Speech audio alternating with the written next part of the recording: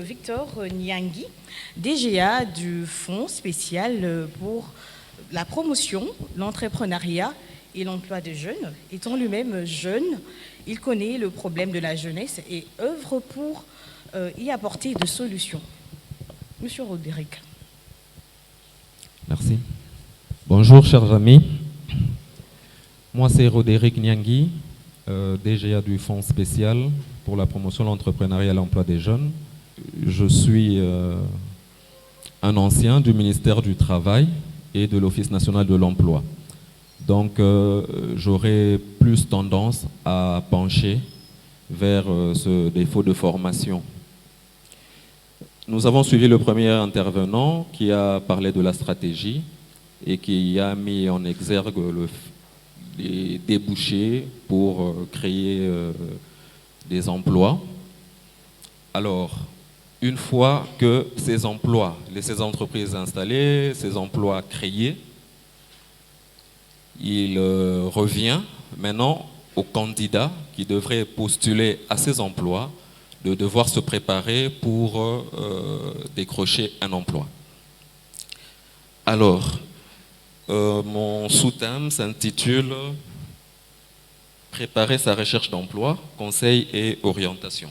Donc il s'agira pour nous de voir comment est-ce que l'on pourrait nous y prendre pour arriver à décrocher un emploi. Je vous épargne l'introduction puisque on sait très bien de quoi il s'agit dans cette masterclass et ainsi les objectifs visés par l'exposé. Mais seulement j'irai au quatrième point qui concerne l'orientation pratique parce que c'est ça le clou de notre échange. Alors pour lancer ou se préparer à rechercher un emploi, il faudrait avoir en tête un premier élément. L'élément, c'est qu'il faudrait ce qu'on appelle avoir une idée du projet de recherche d'emploi. Donc, se faire un projet de recherche d'emploi. Alors, pour avoir ce projet-là de recherche d'emploi, la première étape, parce qu'il y a 3 étapes, la première étape, c'est d'avoir un bilan personnel.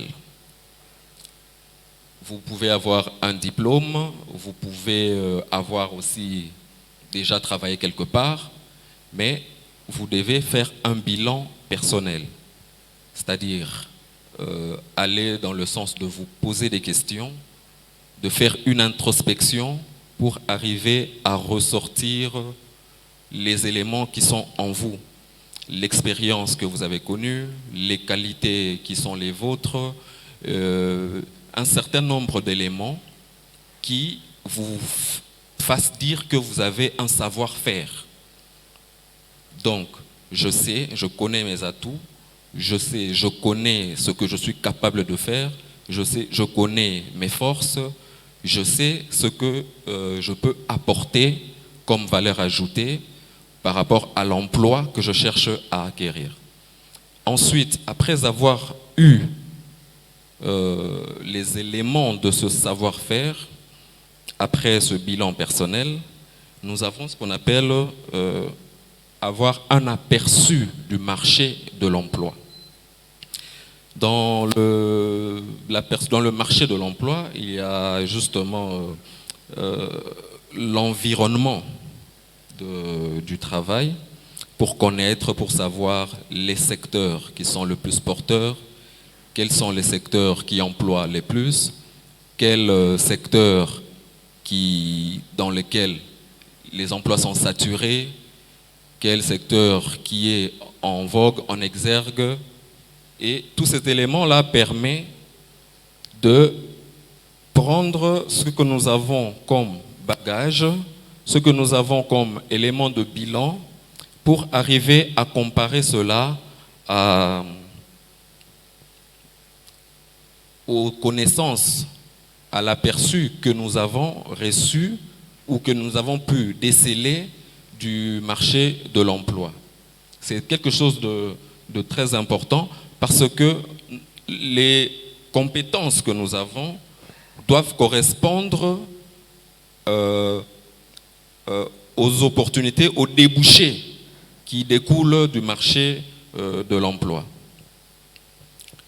Troisième étape, c'est savoir s'organiser. Premièrement, nous avons notre bilan. Ensuite, nous avons les connaissances sur le marché de l'emploi. Nous savons à quoi nous en tenir. Nous savons dans quel secteur nous pourrons nous orienter. Et troisièmement, c'est savoir s'organiser. Savoir s'organiser veut dire tout simplement que je dois planifier mes démarches, je dois savoir descendre en entreprise, je dois savoir organiser mon temps. Bref, c'est pour dire que savoir s'organiser veut dire que l'emploi se recherche à temps plein. Donc ce n'est pas quelque chose que l'on fait de manière sporadique ou quelque chose que l'on fait de manière imaginaire. Mais on devrait s'y investir, on devait se fixer des objectifs, on devrait, bref, planifier notre recherche de l'emploi. Alors, les trois éléments, les trois étapes font que nous avons finalement en tête un projet de recherche d'emploi. Et c'est ce projet de recherche d'emploi-là qui fera que nous devons passer du projet à l'action. Et le passage du projet à l'action voudrait dire que nous employons maintenant les outils qui sont exigés pour la recherche d'emploi. Le premier outil, c'est le CV. Dans le CV, il est constaté que la plupart des jeunes, notamment, élaborent leur CV de manière un peu qui laisse à désirer, dans ce sens que vous avez des CV, par exemple, qui ont plein de fautes d'orthographe, vous avez des CV, par exemple, qui ont des surcharges, vous avez des CV qui donnent des informations qui n'ont rien à voir avec ce que l'employeur veut détecter chez vous. Or, le CV devrait vous identifier, vous dire qui vous êtes, donc le côté nom, âge, sexe, adresse, donc là ça vous identifie, mais également devrait porter des informations sur votre parcours professionnel. Parce que c'est ça, au fait, que le recruteur devrait regarder dans votre CV. Or, on remarque que les gens mettent des histoires qui n'ont rien à voir, village, regroupement, ainsi de suite, toutes ces histoires qui font que ça surcharge la chose. Et vous vous retrouvez avec des CV de 2-3 pages qui, dans le fond, ne disent rien. Alors ça, c'est quelque chose que vous devez prendre en compte dans l'élaboration, dans la présentation de votre CV. Donc là, c'est la présentation, mais ensuite, il y a le contenu. Le contenu doit aller dans le sens de présenter votre expérience, vos compétences, faire voir que vous correspondez à l'emploi ou au poste qui est mis en exergue. Deuxième élément, après le CV, le deuxième outil dont vous devez vous servir, c'est l'offre d'emploi. Ça, c'est très important parce que très souvent, quand les recruteurs reçoivent les CV venus des jeunes demandeurs d'emploi, vous voyez que une personne postule à un poste qui n'a rien à voir avec les éléments de sa personne, les éléments qu'il a vendus dans son CV. Et c'est important parce que là, on se rend compte que très souvent, les personnes ne lisent pas les offres d'emploi. Ça, c'est une étape très importante ou un outil très important pour arriver à décrocher un emploi. Parce que là, vous saurez effectivement ce que l'employeur est en train de rechercher. C'est détaillé dans l'annonce, c'est détaillé dans l'offre d'emploi. L'entreprise d'abord, ses activités ou l'organisation, ses activités, ce qu'il fait, quelles sont ses actions, quels sont les clients, quelle est son organisation. C'est très important que vous, en tant que chercheur d'emploi, vous puissiez maîtriser ces aspects qui vous permettent maintenant de vous vendre qui vous permettent maintenant de vous permettre de postuler parce que vous savez à quoi vous en tenir, parce que vous connaissez l'entreprise là où vous voulez y aller. Deuxièmement, il y a le poste qui est mis en jeu, les tâches qui seront les vôtres. Quelles sont les missions, quelles sont vos responsabilités, qu'est-ce que vous aurez à faire au quotidien comme travail. C'est très important que vous puissiez maîtriser ces éléments-là. Et ensuite, il y a le profil qui est recherché. Le type de personne qui est recherché. C'est-à-dire que vous, quand vous venez en tant que candidat, vous devez arriver à balancer le fait que voici ce que j'ai comme connaissances requises, qui correspond bien sûr au profil, compétences techniques et les expériences que j'ai acquises, les expériences que j'ai en tant que demandeur d'emploi. Troisièmement, après la lettre, le CV, ensuite après l'offre d'emploi, le troisième élément, c'est la lettre de motivation. La lettre de motivation, c'est un élément qui vous vend. C'est un élément qui fait que vous démontrez votre disponibilité. La lettre de motivation, c'est là où vous argumentez pour faire voir que vous êtes le meilleur profil possible pour ce poste-là. Et c'est à travers la lettre de motivation que vous sollicitez de décrocher un emploi. Une lettre de motivation ne veut pas dire qu'il faudrait nécessairement que ce soit votre biographie, toute votre vie. Une lettre de motivation ne veut pas dire que c'est un roman. Une lettre de motivation ne veut pas dire que il faudrait que vous racontez votre CV là à l'intérieur. Non, non. Vous devez être concis, précis, apporter des arguments, dire ce que vous êtes capable de faire, dire votre disponibilité, bref, vous vendre et motiver votre candidature. C'est ce que ça veut dire tout simplement. Le quatrième élément dans les outils que vous devez avoir, c'est l'Internet. Parce que nous sommes à l'heure du numérique. Et c'est dans l'Internet qui est un outil très important qu'il y a des offres qui vous ont présentées. C'est au niveau de l'Internet que vous pouvez adhérer à des espaces emploi. C'est dans l'Internet qu'il y a des éléments comme des alertes emploi,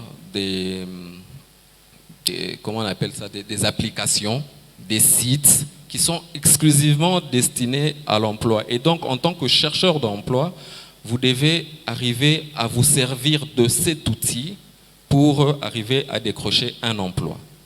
Là, je vous ai fait voir les outils qui devraient être à votre disposition pour passer du projet que vous aviez, le projet de recherche que vous vous êtes fait, passer à l'action pour aller postuler. Et en joignant maintenant les deux pôles, vous serez un candidat complet, capable d'aller décrocher cet emploi que vous désirez tant. Alors, comme dernier point, j'aimerais vous donner quelques conseils à retenir. Le premier conseil, ce qu'il faut éviter, c'est de répondre aux annonces sans avoir au préalable bien préparé sa recherche. Je venais de vous le dire tout à l'heure que l'emploi, ça se recherche. Aller pour décrocher un emploi, ça se prépare. Donc on ne répond pas n'importe comment à une recherche d'emploi sans au préalable s'être préparé. La deuxième erreur à éviter, c'est s'enfermer dans son projet trop rigide pour vouloir dire que moi, c'est seulement ça que je voudrais comme emploi ou comme poste. Ça fait que vous risquez de rater plusieurs opportunités qui peuvent se présenter à vous, tout simplement par le fait que vous voulez devenir simplement médecin. Voilà. Un poste de médecin, chirurgien, par exemple, dentiste à un hôpital, je veux seulement ce poste-là. Troisième conseil à éviter, parcourir, ça a un peu un lien avec ce que je venais de dire, parcourir les annonces en attendant de dénicher l'offre idéale. Le job taillé sur mesure n'existe pas. Donc ça fait que le job idéal ou l'offre idéale ne devrait pas non plus exister. Donc il faudrait arriver à être flexible d'une certaine manière pour arriver à décrocher un emploi. La quatrième erreur à éviter, c'est d'envoyer plusieurs candidatures impersonnelles. Donc, Fiko, Fiona, Boaki, Kaka, de manière impersonnelle, sans cibler une entreprise, parce que je vous ai fait voir en amont qu'il y a l'étude de l'environnement, l'environnement du travail, c'est-à-dire le marché du travail, dans lequel vous devez faire des recherches des entreprises, dans lequel vous devez connaître les secteurs qui sont plus porteurs et tout, et ça vous permet de dénicher des entreprises ou des organisations un peu plus propices qui correspondent à vos attentes, qui correspondent à votre profil, qui correspondent à vos compétences. Et non pas se jeter dans le vide. Alors la dernière erreur à éviter, c'est ignorer les réalités du marché du travail, comme je venais de le dire, parce que tout simplement, on a balancé on a postulé de manière irréfléchie, de manière impréparée et incalculée. Alors, les astuces à utiliser, à côté des erreurs à éviter, c'est soigner la forme et le contenu de ce que l'on présente comme outil, notamment le CV, notamment la lettre de motivation. C'est un plus, c'est quelque chose qui fait que le recruteur, la personne qui doit vous recruter, en vous lisant par exemple, en voyant votre CV, en voyant votre profil, ait envie de vous contacter, ait envie d'en savoir davantage sur vous. C'est une astuce que vous pouvez utiliser. C'est aussi mettre en valeur ses points forts et sa motivation. Donc, le petit truc en plus que vous avez, cet élément-là que vous avez peut vous permettre de faire la différence au moment où, dans la sélection, vous vous retrouvez à côté de plusieurs autres candidats qui ont pratiquement presque le même profil que vous. Donc, il y a toujours quelque chose que vous devez arriver à démontrer, quelque chose que vous devez arriver à insérer pour vous permettre que ce soit, le choix puisse tomber sur vous. Une autre astuce, c'est d'aller à l'essentiel et simplifier au maximum son style. Ça correspond à la cinquième astuce, c'est d'être vrai, d'être vous-même. C'est pourquoi ce qui doit être fait en premier lieu, c'est le bilan personnel. Et c'est ce bilan-là qui vous permettra de vous connaître et d'arriver à être vrai au moment de postuler, au moment de l'entretien, au moment où vous présentez vos compétences. Parce que vous vous connaissez vous-même, vous avez fait cette introspection-là et vous savez que la personne que vous êtes ou le profil que vous avez correspond nécessairement au poste tel qu'il a été décrit dans l'offre d'emploi. Alors, je pense que je pourrais m'arrêter là parce que l'essentiel a été dit. Le reste, ce sont des redites. On ne fait que confirmer davantage ce que nous avons pu dire en amont. Donc voilà, si nous arrivons à mettre en application cette stratégie que je viens de vous présenter, nous serons à mesure, à coup sûr, de mettre toutes les chances de notre côté pour arriver à décrocher un emploi. Merci. Merci, monsieur le directeur général adjoint du fonds du FSPEJ pour cette intervention teintée de clarté